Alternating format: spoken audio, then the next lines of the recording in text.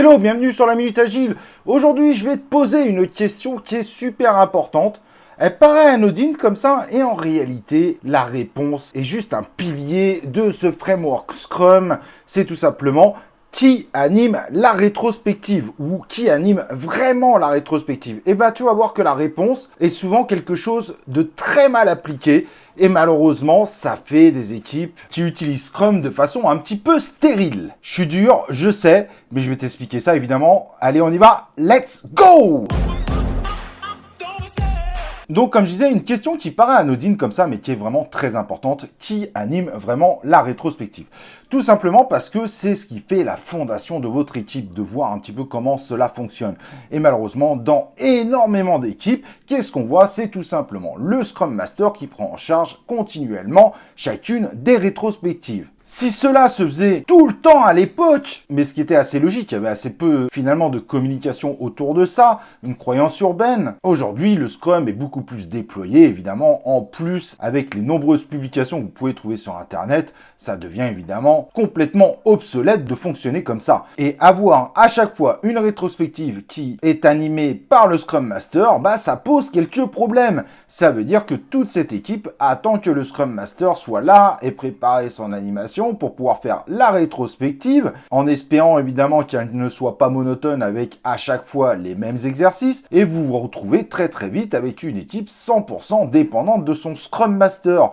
Or, évidemment, une équipe Scrum, c'est l'équipe entourée de tout le monde. Et animer une rétrospective, c'est pas ce qu'il y a de plus difficile, même si forcément, si votre Scrum Master est quelqu'un de très souriant, de très chaleureux, ce sont des atouts majeurs pour animer une rétrospective. Mais que se passe-t-il quand le Scrum Master n'est pas là, ou qu'il est malade, ou qu'il est fatigué? On se retrouve avec des rétrospectives qui ont quasiment aucun intérêt, voire qui amène les gens à penser que ça ne sert à rien de faire des rétrospectives. Ça, c'est le pire des situations. Et donc, en réalité, l'idéal pour les rétrospectives, c'est que ce soit l'équipe qui anime la rétrospective.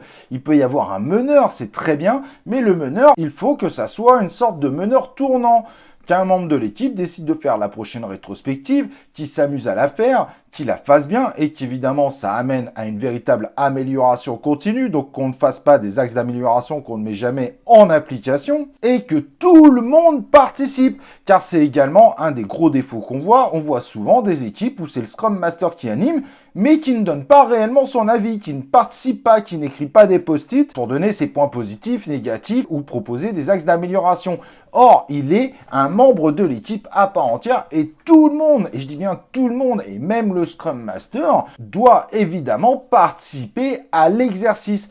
Donc l'animateur, en réalité, c'est ce qu'on appelle un host leader. Ça veut dire qu'il va leader cette rétrospective, mais pour autant, il est également participant. Ce n'est pas juste un animateur. Et quand on voit souvent les équipes où le Scrum Master est le seul à animer la rétrospective, c'est aussi souvent les équipes où on voit un Scrum Master qui est tout le temps avec l'équipe. Or, une grosse partie de son rôle, c'est évidemment d'adapter ou d'aider à l'adaptation, évidemment, de l'organisation à cette équipe Scrum. Et donc, il ne peut pas être constamment au sein de l'équipe. Sinon, il se transforme comme quelqu'un vu comme un clown de service avec très peu de valeur ajoutée.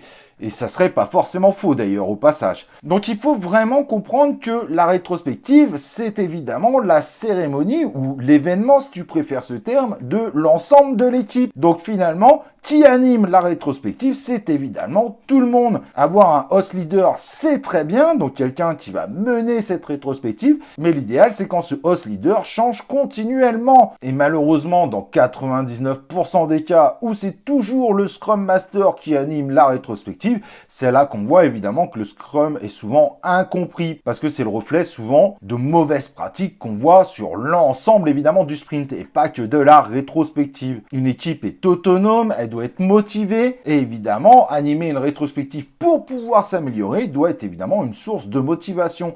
Donc il est évident que tous les membres de cette équipe doivent être motivés à animer et à participer à cette rétrospective. Et pour changer parfois, vous pouvez même imaginer une animation à deux. Deux host leaders, quand on est par exemple sur des équipes de 10 personnes. Ça peut très bien marcher si le duo fonctionne bien. Le product owner peut également animer la rétrospective. Le développeur, et pas le programmeur, le développeur dans le sens celui qui fait partie de ceux qui réalisent, peut également évidemment participer, voir l'idée évidemment cette rétrospective. Il est vraiment essentiel de bien comprendre ça.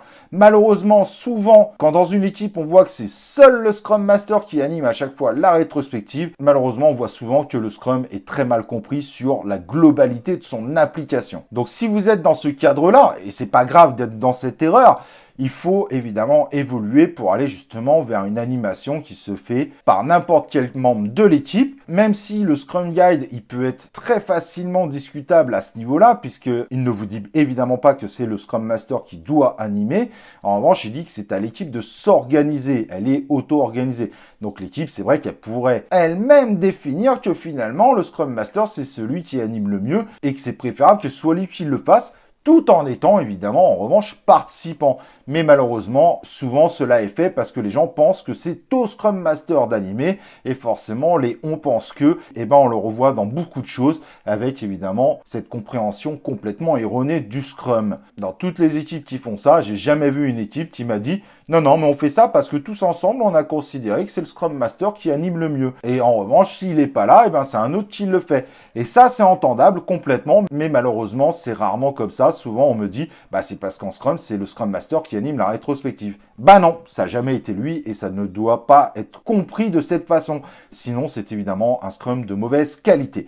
Tout le monde dans une équipe n'a pas forcément l'appétence d'animer, c'est comme ça, hein, chacun ses compétences, mais comprenez bien évidemment que ce point-là est vraiment un reflet généralement du Scrum globalement et que si votre Scrum Master anime, c'est parce que l'équipe ensemble considère que c'est lui qui est le meilleur animateur et que l'équipe se sent mieux ainsi, mais pas juste parce qu'elle pense que le Scrum est ainsi. Mais l'idéal, forcément, c'est plutôt d'avoir des animateurs tournants et ça fonctionne nettement mieux, soyons clairs. Si tu as des questions, évidemment, n'hésite pas, il y a la zone commentaire. N'oublie pas le like sur la vidéo. Abonne-toi, évidemment, à la Minute Agile. Et évidemment, on se retrouve pour une prochaine vidéo de la Minute Agile.